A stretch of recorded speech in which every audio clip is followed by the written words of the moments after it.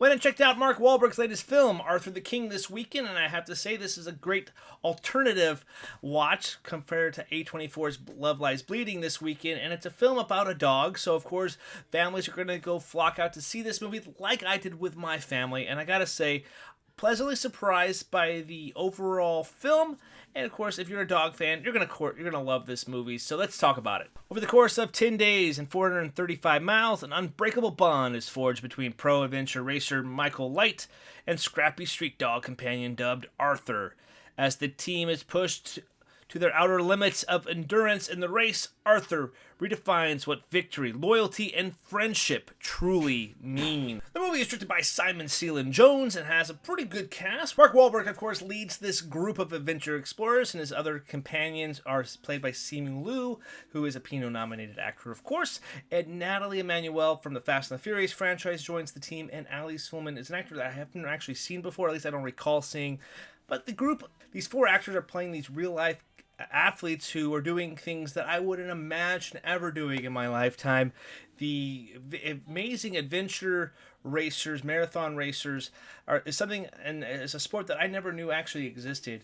Essentially, what adventure racing is that you're going from point A to point B, crossing these different checkpoints for a great distance. Like I said in the synopsis, 435 miles is a long way, to say the least. And essentially what this movie is showing, it takes place in about 2018, and Michael Light is doing one last push because he has never won one of these marathon races, and of course he's going up against all odds. He gets a guy who has a bummed knee, Simu Liu's character, and Michael Light. Simu Liu plays a guy named Leo. Michael Light and Leo do not work well together. They kind of clash, and Leo's a big Instagram fan and has a lot of followers as well. And Natalie Emmanuel plays Olivia, who is a really good rock climber. Essentially, what they're doing is running from point A to point B, and they could do whatever path they want to get to there. So they could take the longer way around, or they can cut through, make these shortcuts through the woods as well. And it's up to the navigator and the team to decide how to get there as fast as they can. And they could be rock climbing, they could be going on kayaks, bike riding at certain points of time, sprinting. It's phenomenal what they were able to do. And having the film depict just a little bit of it made me exhausted. So that was kind of interesting because it introduced me to something I never knew. Of course, the movie's called Arthur the King, so how does this dog play in it into account? So essentially, the movie for the longest time is split up between two different parts. You have the following this dog in the Dominican Republic, and you have this team trying to get to this race here. And eventually, about maybe 45 minutes to an hour in, you finally get the first interaction between Mark Wahlberg and this street dog here, and it comes across rather nice, and of course we saw it in the trailers as well. And eventually the movie just goes on. The dog is seen by himself, and the team is seen by themselves, and eventually they do meet up, and they spend the last little bit of the movie, about the back third of the movie, as a full-fledged unit here, and we're following this team together, the 5-member team with the dog, of course, as the add-on. It's a triumph of an event that does happen here, because you see that these people are dedicating their lives to do this one last race, and what they do, sacrifice to help this dog as well, who becomes one of them, and eventually the dog actually does save one of the characters' lives as well. There's a fantastic event that does happen in this movie. There's a ziplining scene that is heart-pounding, heart-stopping rather, and I was like, no, I would never do this zipline thing. So that was pretty cool how the filmmakers were able to kind of portray that. And again, I have no recollection of any of this event, because it's the first time ever encountering it, but it's pretty interesting to see what they kind of actually went through.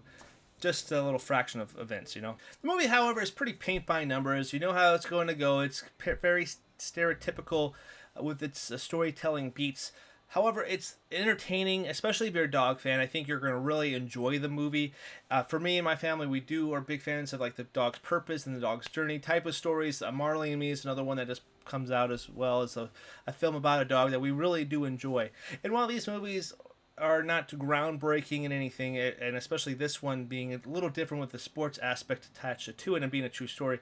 While it's not groundbreaking or anything, it still has that entertainment value to it. And of course, it has, like, my daughter actually teared up a couple times in the movie as well, because there are some scenes that you just don't know about what's going to happen with the dog. And it's an entertaining watch. I think my favorite actor in the movie is actually Simu Liu, because I just found him the most entertaining character here. The four members of this team work really well together, and they have some really good chemistry and some good back and forth with one another. However, the movie is about the dog and this team, and we really don't get to see a whole lot of this team interact with the dog, and we don't really know how the dog in real life actually got there. And I feel like it's kind of like, oh, he traveled 200 miles, and how did he get here? They asked that question, a couple of them. How is this dog following us? How's this dog here? Because you don't see you see him like kind of separate a couple times, and then eventually, like, how he got to the United States and so on and so forth with the Michael Light's character, or Michael Light, Mark Wahlberg's character here. Convenient, I would say, but I think there's a little more to it. But for a film, it makes perfect sense for the film. Arthur the King is nothing offensive here. It's a very good, entertaining time and watch with your family. It's a triumphant, like, entertaining sports film.